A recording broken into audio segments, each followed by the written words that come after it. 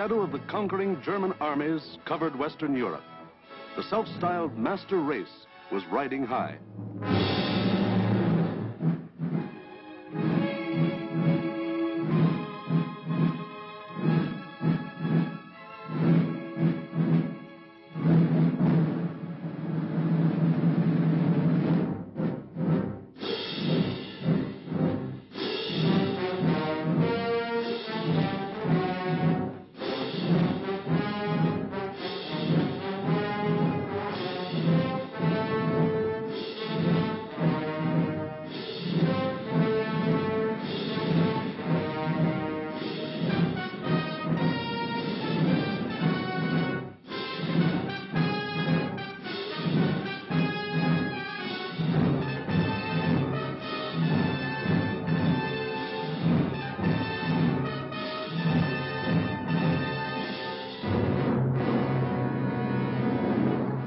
Adolf Hitler stood just as Napoleon had stood more than 100 years before, and looked across the English Channel to the one fighting obstacle that stood between him and world domination.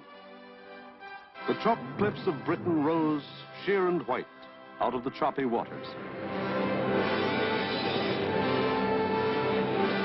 And beyond, a little island, smaller than the state of Wyoming. Crush that little island and its stubborn people, and the way was open for world conquest. The fall of Austria, Czechoslovakia, Poland, Denmark, Norway, Holland, Belgium, France had given him more than 100 million slaves to work for him or starve.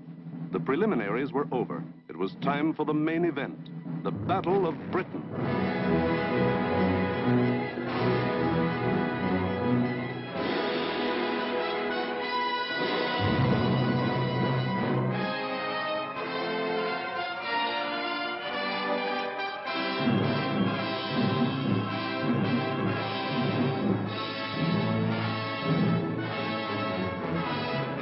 Hitler and his generals feverishly drafted their plans for the conquest of Britain. Every detail must be anticipated. A slip now might wreck the whole timetable of world conquest. 6 weeks of final preparation went into those plans. 6 weeks to determine the history of 1,000 years. The thing was foolproof. See for yourselves how simple the whole operation was to be. Look. German plan for invasion of England. Phase 1. Knock out the Royal Air Force and its bases. Get control of the air and the sea lanes across the Channel. Follow the Blitz plan that had wiped out Poland, the Low Countries, and France. Destroy communication and transport lines. Above all, get command of the air. Phase 2. Pulverize the coastline with dive bombers. Drop parachute troops to take over the airfields and establish beachheads.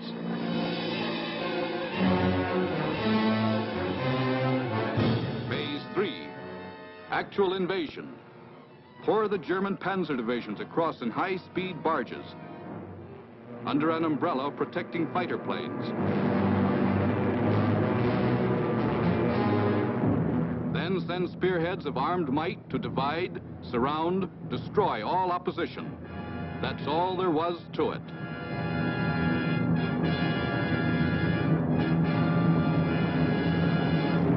Conquer Britain. Force the surrender of the British fleet.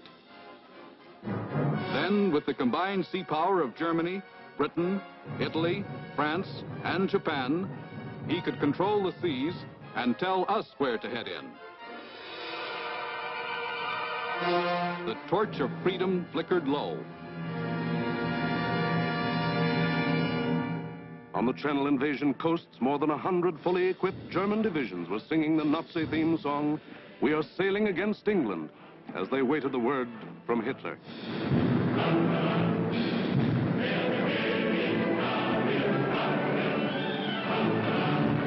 Here, for weeks, all the supplies and weapons of the Nazi war machine had been turned toward Britain.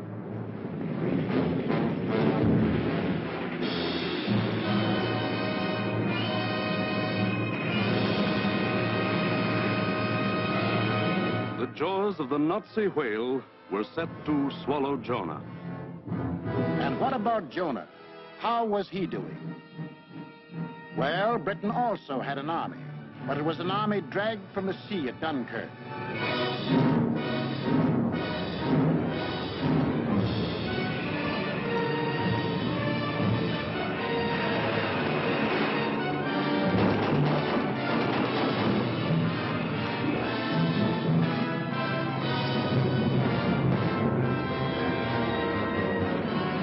Without weapons. These had been left behind on the roads of France.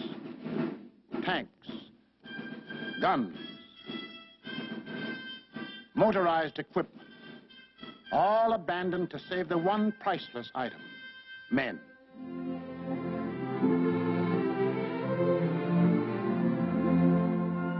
In all of Britain, there was not enough equipment for one modern division. Only one tank for every 1,000 square miles of territory. Only one machine gun for every 1,500 yards of beach. Britain had a navy, too, but it was scattered all over the globe, guarding vital food and supply lines. And the British knew it would be suicide to use their fleet in the narrow waters of the English Channel, with the German Air Force in control of the air. Britain also had an air force. An air force outnumbered 10 to 1 by the enemy, both in men and machines. And then there was Britain herself, the people of Britain, the people who were to be terrorized and forced to surrender. They knew that every man, woman, and child, in uniform or out, would be Hitler's target in the onslaught that might come at any moment. They knew they had a job to do, and not much time to do it in. The young, the not so young, and the old. The clerk, the butcher, the farmer, the member of parliament, they formed the civilian army, Britain's home guard. They started from scratch.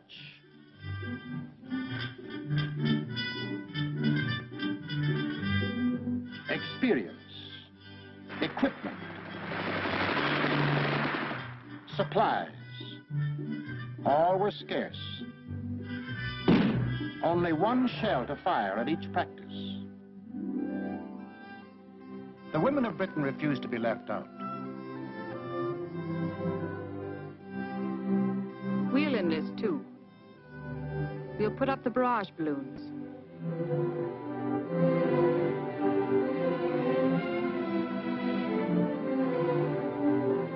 Man the ack-ack guns. We'll run the railroads and get the trains through on time. Ferry the planes. Carry the dispatches. Drive the ambulances and run the buses. And we'll see that our men are fed and don't go hungry.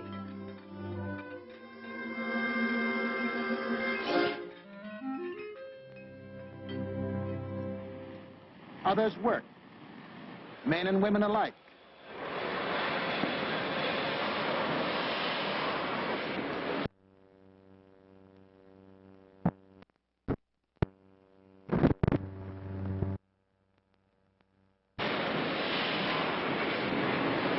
They worked full time, overtime, double time, 40 hours a week, 50, 60, 70.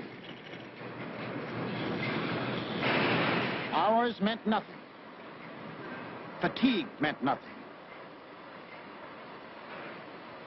Until the government forced them to cut down hours because overfatigue was hurting production.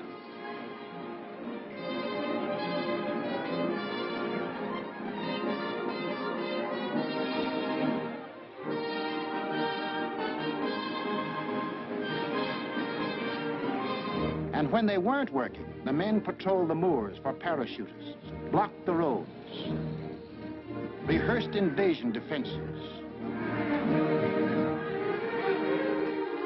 For something had happened here the Germans could never understand. In a democracy, it is not the government that makes war. It is the people.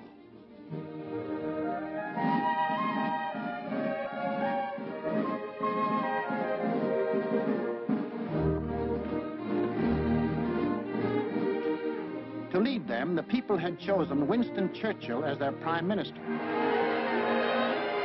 And he spoke the words in every British heart when he said, "We shall defend our island, whatever the cost may be.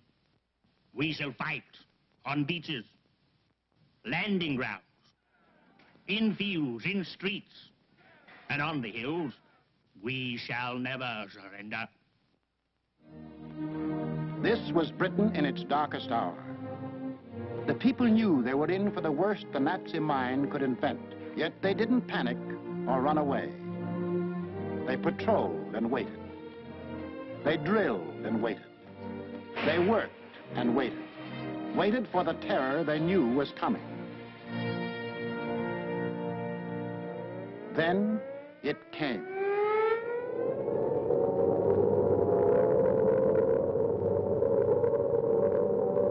That's the sound that became part of the life of every man, woman, and child in Britain.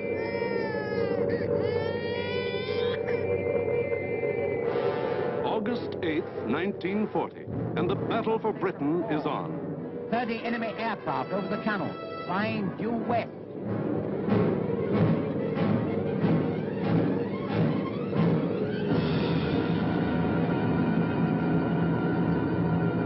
Here comes the Luftwaffe. In dozens of flights, hundreds of planes, bombers, fighters, dive bombers, across that 21 miles of channel, that 8 short minutes of water.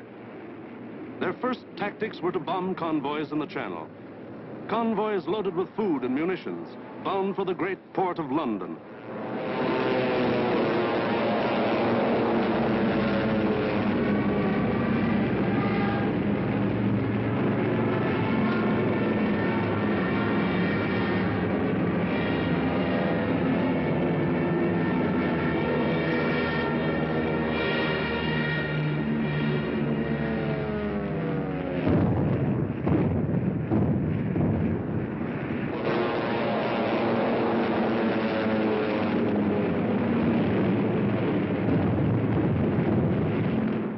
Fighters waited overhead for the defending planes of the Royal Air Force, the RAF, to appear. They didn't have long to wait.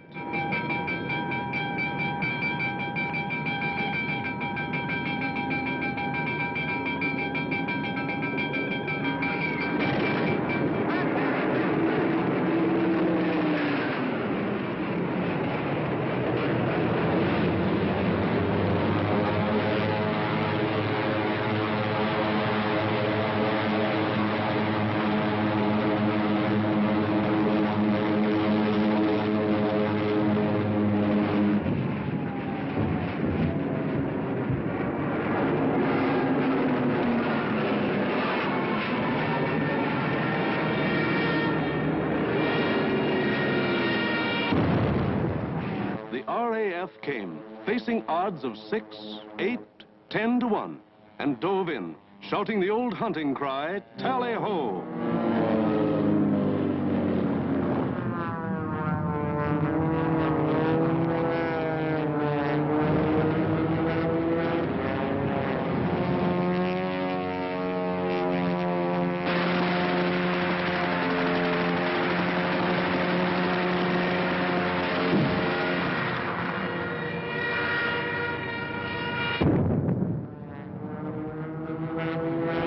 Phase 1 of the Nazi plan called for the RAF to be knocked out of the air. But the men of the RAF hadn't read the Nazi plan.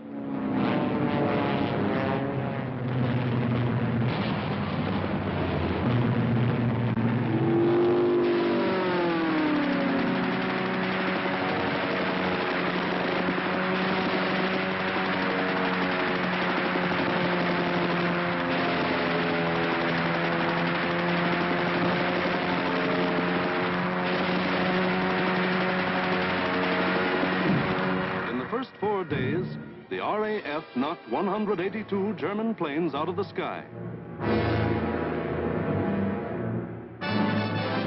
For the next week, the Germans attacked the coast cities from the Thames River to Weymouth.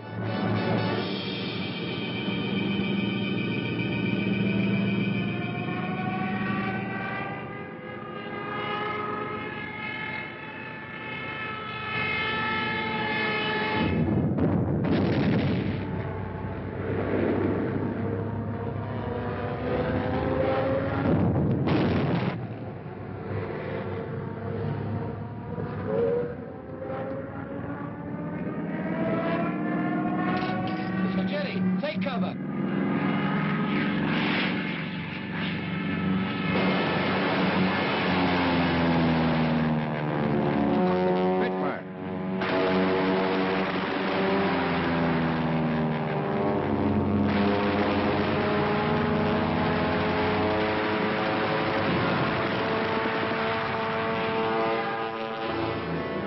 Paid off with 180 more planes.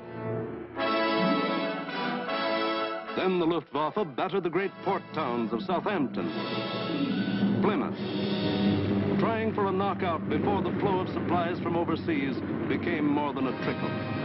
The ports took a terrible pounding, but they couldn't be knocked out. Cargoes went on being unloaded with the protection of the RAF overhead. Battling the Spitfires and Hurricanes in the air wasn't panning out. So Goering switched his main attacks to the fighter airfields, Dover, Deal, Hawking. Maybe he could destroy the planes on the ground. He bombed the airfields, and the fields were hit. But the planes were saved. For Britain, unlike Poland and the Low Countries, didn't make the mistake of bunching its planes on the runways. The planes of the RAF were scattered and hidden, only a few on any one field, and those in the far corners. The Spitfires still went up to meet the enemy. In the first 10 days of the Battle of Britain, Goering launched 26 major attacks to get command of the air and lost 697 aircraft. The British lost 153, and 60 British pilots bailed out.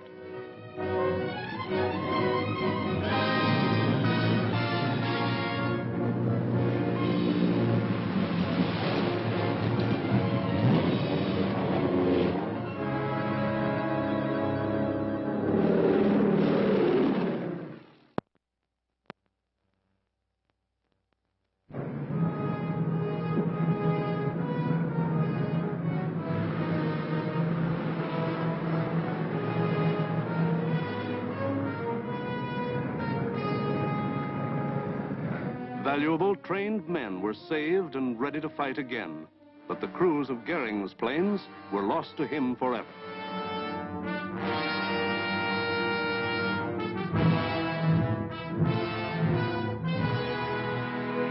The pace was too hot. Something was going haywire. The Nazis had to call time out. On a 2,000-mile front, from Norway to France, the whole Nazi Blitz program was being stalled because the RAF was still in the air. The shock troops were getting hoarse from singing, "We are sailing against England."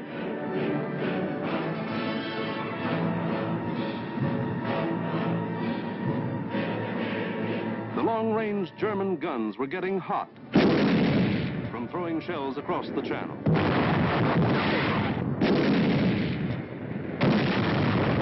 In public, Hitler assured the Germans, "Mr. Churchill tells his people that England will win, but I tell you that victory will belong to Germany." But in private, he sent for Goering, the boss of the Luftwaffe, and put him on the hot seat. Goering was told to do something and do it quick. So on August 30th, he ordered all-out attacks on inland aerodromes and industrial centers. Maybe he could knock out the RAF on the assembly line. And he adopted new tactics, too. More fighters and fewer bombers. Or maybe he just had fewer bombers to send. Anyway, those he did send were well protected. Fighters above at high altitudes. Fighters on both sides. Fighters in the front and in the rear. Fighters weaving in and out of the bomber formations. Britain, winner of the first round, was ready. With higher morale and sharper defense. Improved listening posts were set up all along the coast and warned of the enemy's approach before he left the continent. A quick flash from the control station to the fighter station. And pilots were on their way to meet the enemy while he was still over the channel.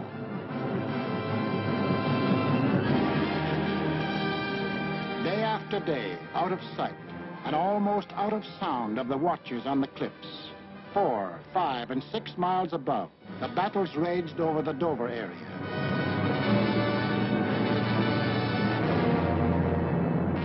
lower area became known as Hell's Corner. By sheer weight of numbers, the enemy again and again broke through the coastal defenses.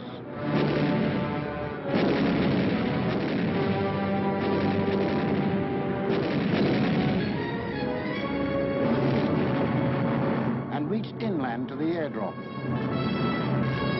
Aircraft plants, munition factories and machine shops.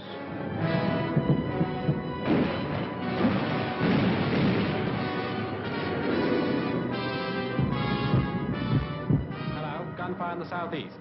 Right.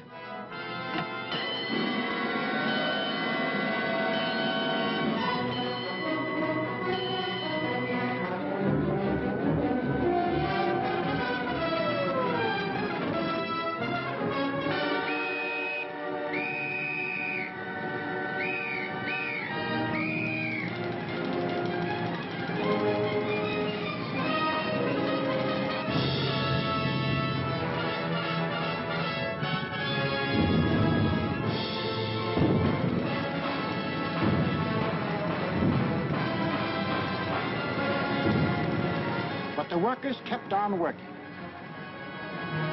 And the RAF kept on flying. These few men with wings, alone in the sky, behind their motors and machine guns, were shooting down more than the Luftwaffe.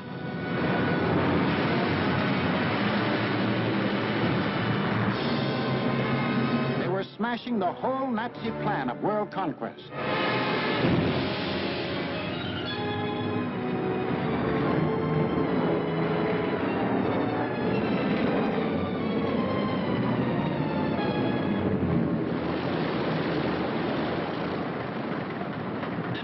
Johnny? 109 destroyed, Freddie, yes. Oh, good show. How'd you get on, sir? I had a wonderful party, thanks. Are you all right? You get any of the batters? Yes, I got a Messerschmitt 109 in the Dornier. Between August 24th and September 5th, 35 major attacks were launched. They cost the Germans 562 planes, while the British lost only 219 planes and saved 132 pilots. Invasion plans were going completely haywire. The Nazis were blind with rage. The German mind has never understood why free people fight on against overwhelming odds. Hitler now knew he was superior in every weapon except the weapon of spirit. So he told Goering, break that spirit, crush the people, crush the spirit of democratic life itself. Invasion now would have to wait. The Nazis would avoid the RAF and smash the great city of London into the rubble heap they had made of Warsaw and Rotterdam. Could London take it? Even the people themselves didn't know the answer.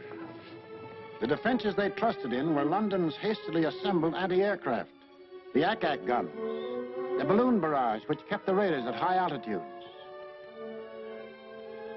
the Royal Air Force, now down to its last reserves, and the plain, downright guts of the people.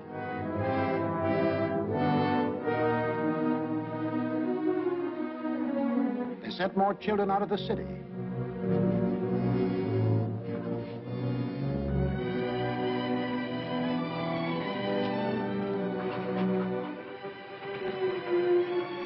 Tightened air raid precautions.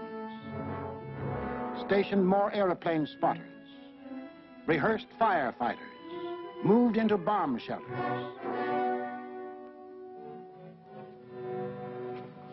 They blacked out their city and carried on.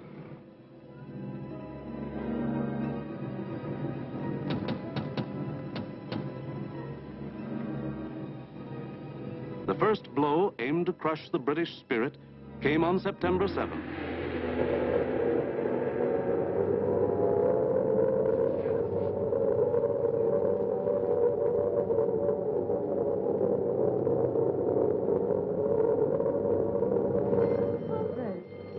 Roof reports planes coming in. Control room speaking. Customers and staff will now take cover in the basement. Please do not run, but keep moving. Down the stairs, or you can use the escalator.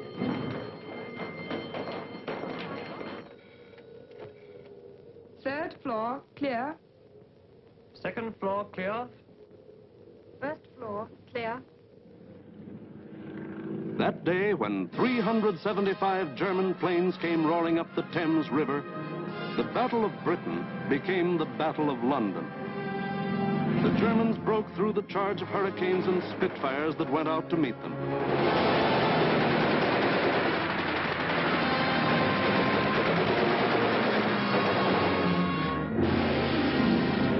Gone was any pretense of aiming at military objectives. This was just savage destruction.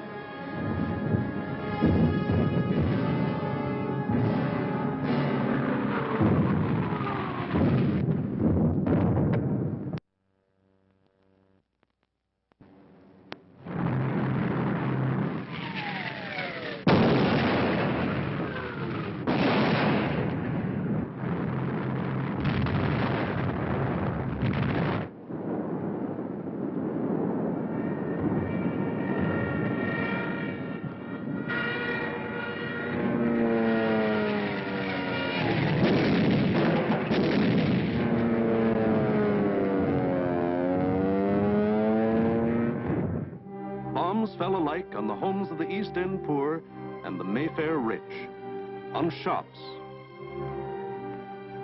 hospitals, churches. For 28 days, the Nazis were to drop everything in the book on the city of London. Tons upon tons of high explosives, delayed action bombs that exploded days later, torpedoes that sheared away whole buildings. And underneath the war in the air, the war of the man in the street went on.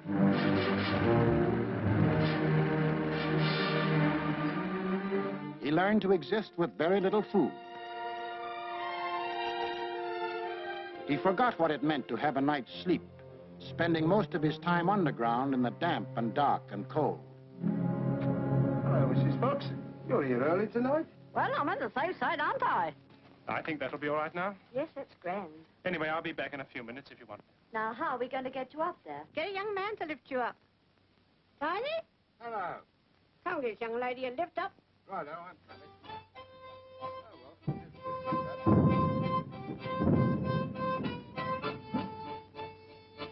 The air raid wardens stayed at their posts. Doctors and nurses worked on steadily as the bombs crashed all around them. Rescue squads labored night and day. Hey, Warden, I found her. Is she dead? Say so. Firemen said, nuts to the bombs and battled to put out fires. This was life in the Blitz. Against all the rules of Nazi warfare, Britain was refusing to crumple up. Across the Channel, the enraged Goering took personal command of the operations.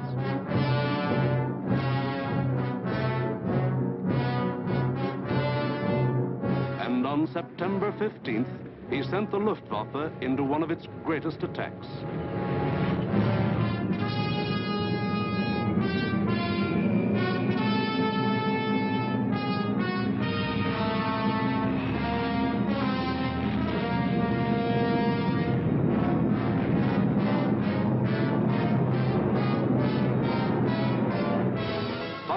German bombers and Messerschmitt fighters roared over the English coast.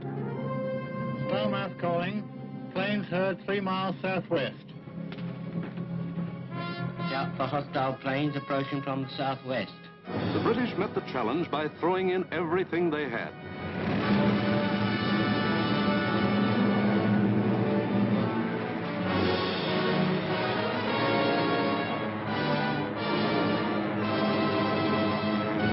Historic three-dimensional battle took place inside an area 60 miles long, 38 broad, and from 5 to 6 miles high.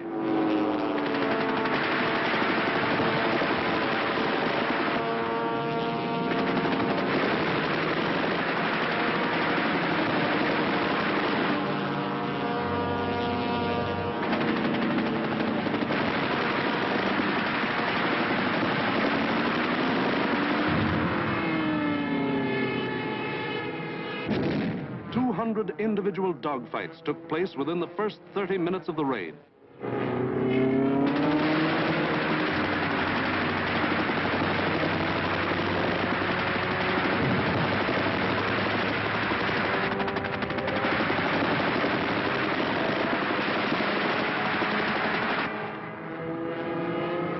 Right on our own doorstep. Oh, what a spread.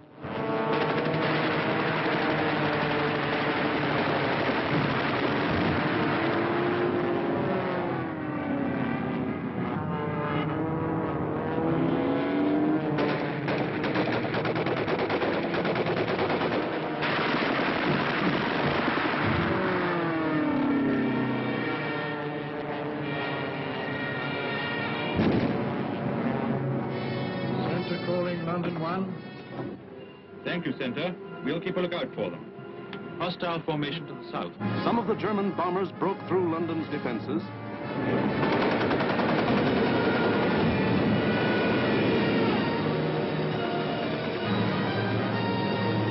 And reached the center of the city.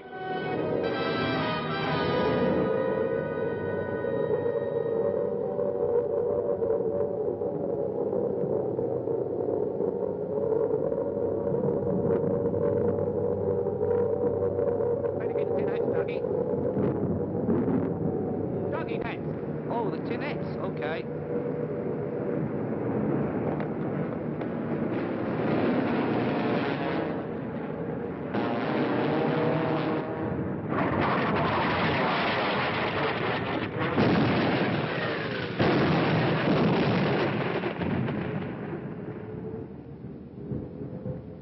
Dougie! Dougie, where are you?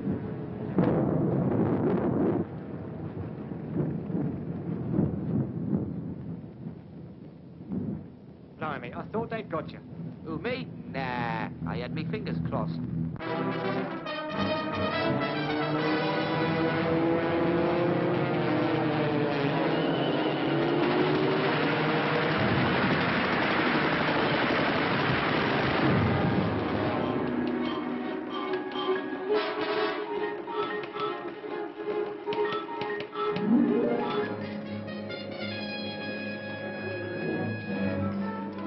Air Ministry communique.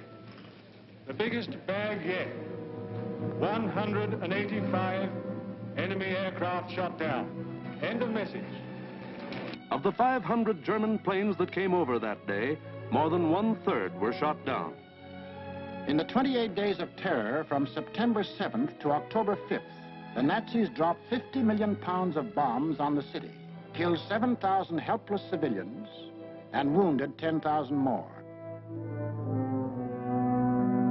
Bombs fell on Buckingham Palace,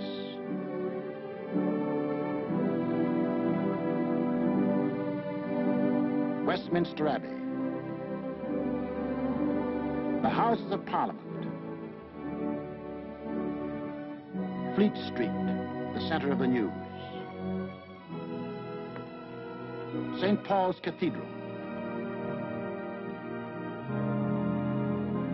Bombs blasting the historic past out of the lives of Englishmen.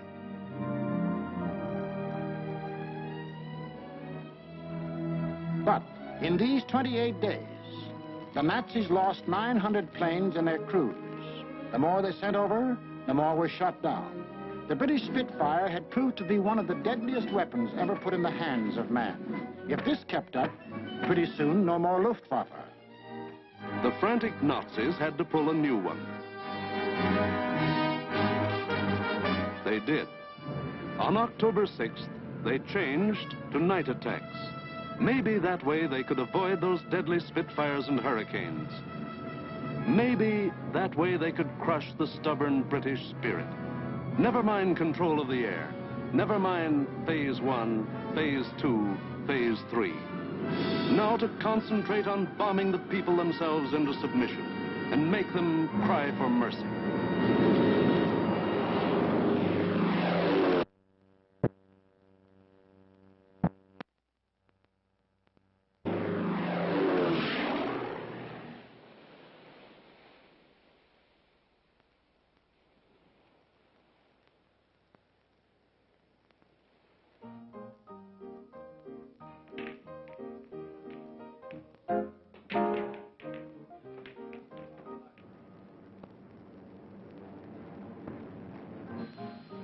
hostile raids, sir.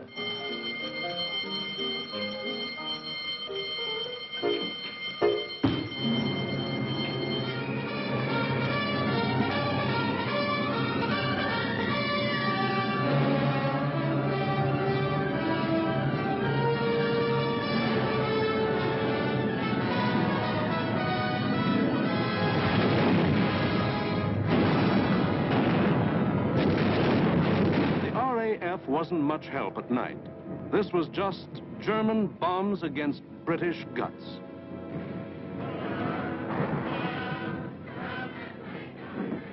Harvey.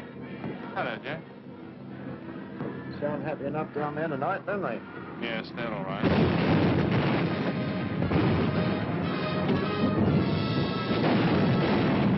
The great docks of London were left roaring infernos.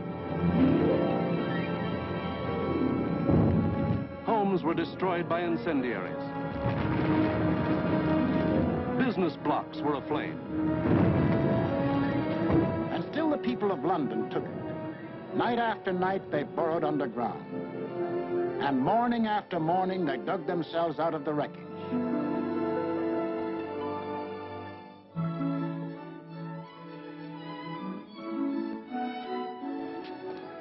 Good morning, Mrs. Fogg. Good morning, Mr. Arne. See you tonight. Righty-o. Come on, Bessie.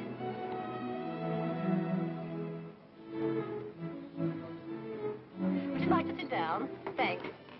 Morning, Mr. Arne. Sleep well? Fine, thanks. Wasn't it a quiet night? What about the one that came down about 2? I didn't hear it. Did you? No. Oh, we're getting used to them around here.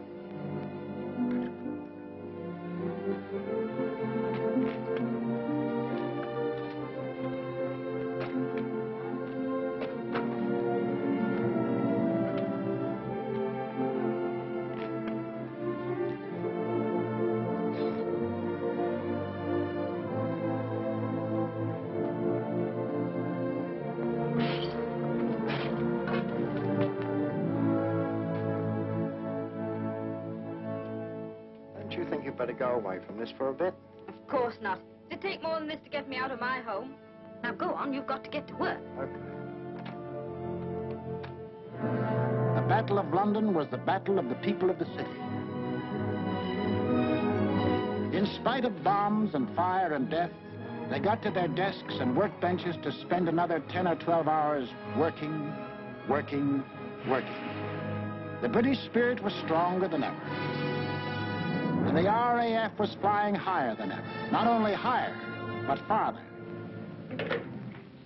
Yes, I.O. Operation for tonight.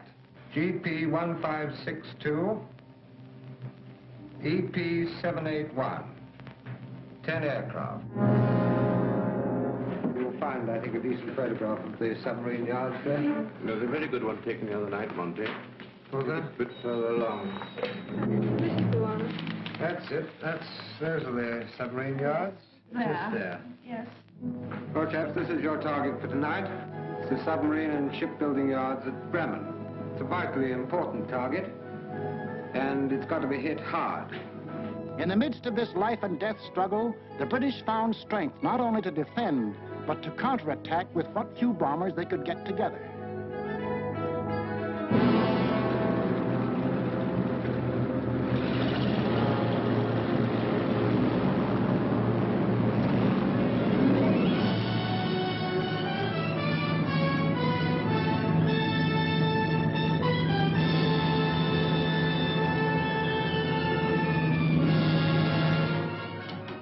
Charlie airborne, sir.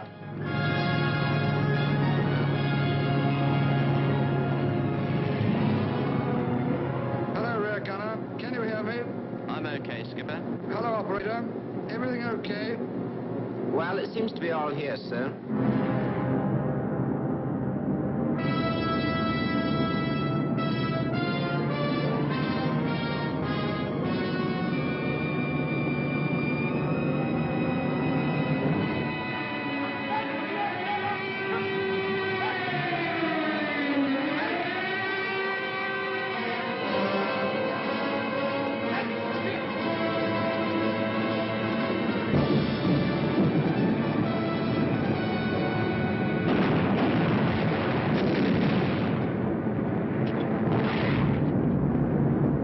stand by. I'm getting in a glide.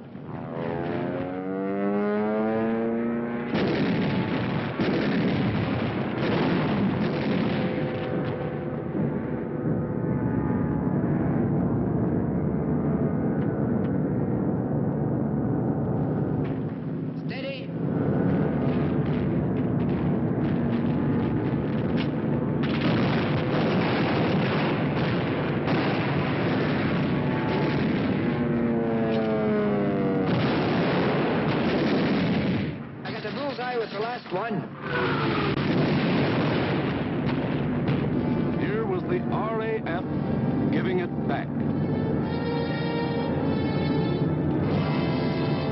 Hitler cried, "Night, gangsters! For this crime I will exact 1,000-fold revenge." All the available German night bombers were put into the air.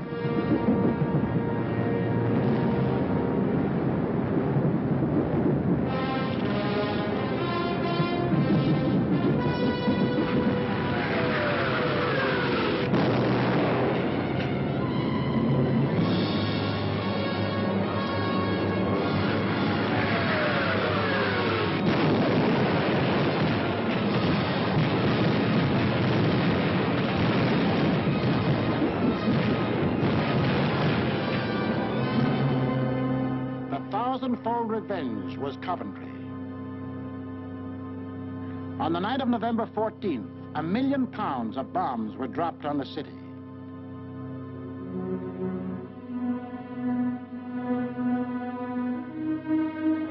Coventry was smashed as flat as Warsaw and Rotterdam.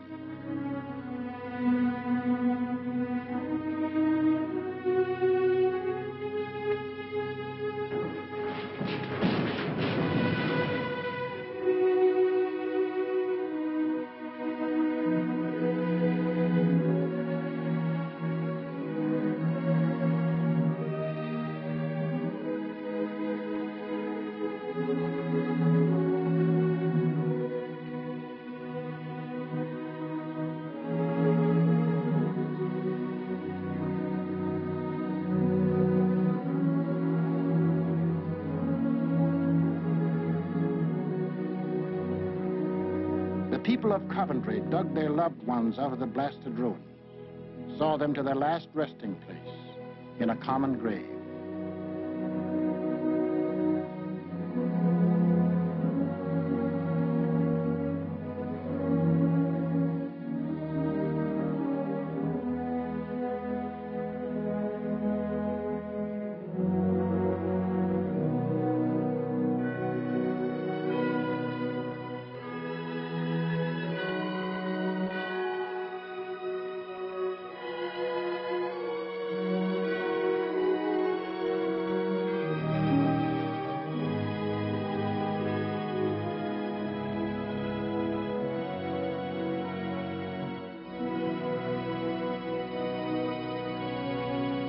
Hitler could kill them, but damned if he could lick them.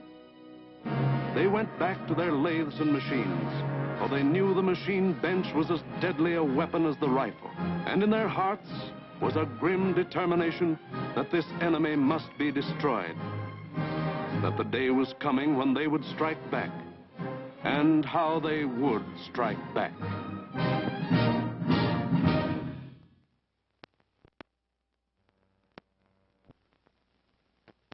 Christmas, 1940.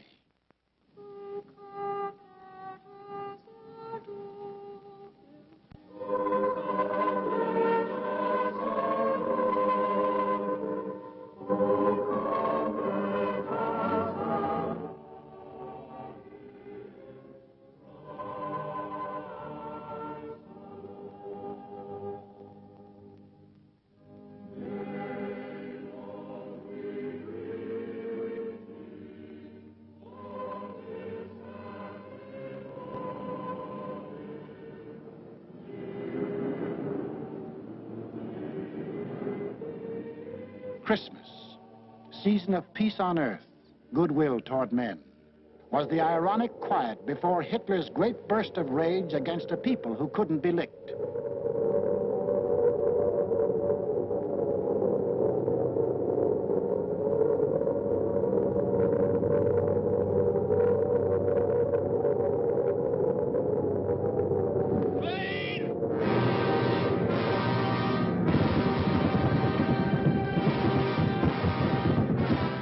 would bomb them into submission. So he would burn them to ashes.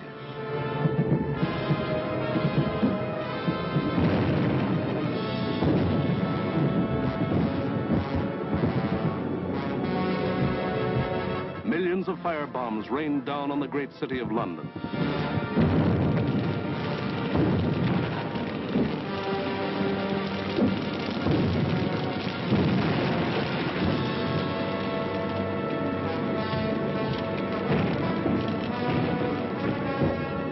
In a matter of minutes, more than 1,500 different sections of the city burst into roaring flames. Flames that swiftly merged into the greatest fire in recorded history.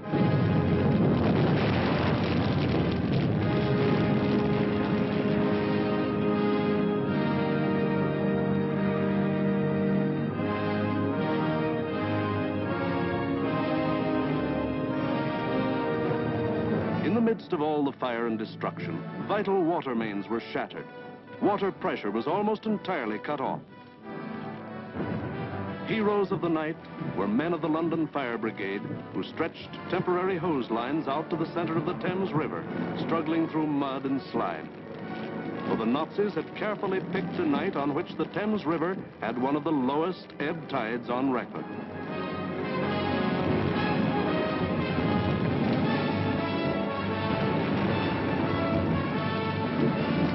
And while London burned above them, the people of the city held on. Chin up and thumbs up.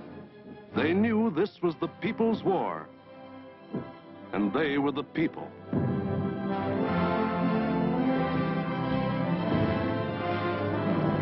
And a people that couldn't be panicked, couldn't be beaten.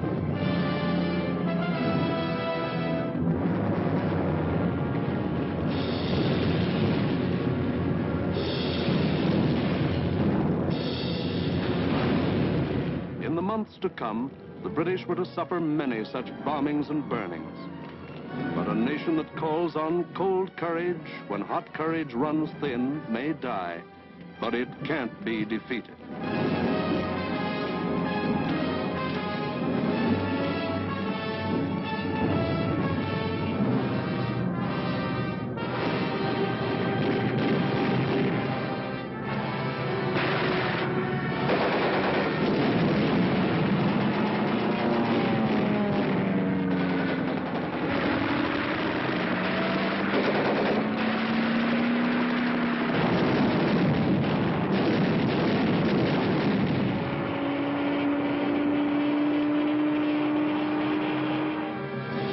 The Battle of Britain was won, but not by Hitler. Hitler had lost the battle. He had lost 2,375 German planes and their crews. For the first time, it was the Germans who ate the bitter dirt of defeat. Gone was the legend of their invincibility. For a solid year, the Nazis struck Britain with all their might. They leveled thousands upon thousands of homes and damaged millions of others. They killed more than 40,000 men, women, and children, and seriously wounded 50,000 more. But not one single Nazi soldier set foot on British soil. But Hitler couldn't stop, and in our next film we will show how he had to turn to the east again. Why did the Nazis lose the Battle of Britain? First, because a regimented people met an equally determined free people, and the free people made them quit cold. We've been bombed, dive-bombed, high-level bombed, machine-gunned, been through 2 invasion scares. The last lot we had the house down about our ears. But we're still sticking it, and we're going to stick it. Second, because this was a new kind of war, and the RAF were the men who could fight it. These were the men who belonged to what Hitler called those weak, soft democracies. The British did more than save their country. They won for the world a year of precious time. It was not only for the people of Britain, but for the people of the world that Winston Churchill spoke when he said, Never, in the field of human conflict, was so much owed by so many to so few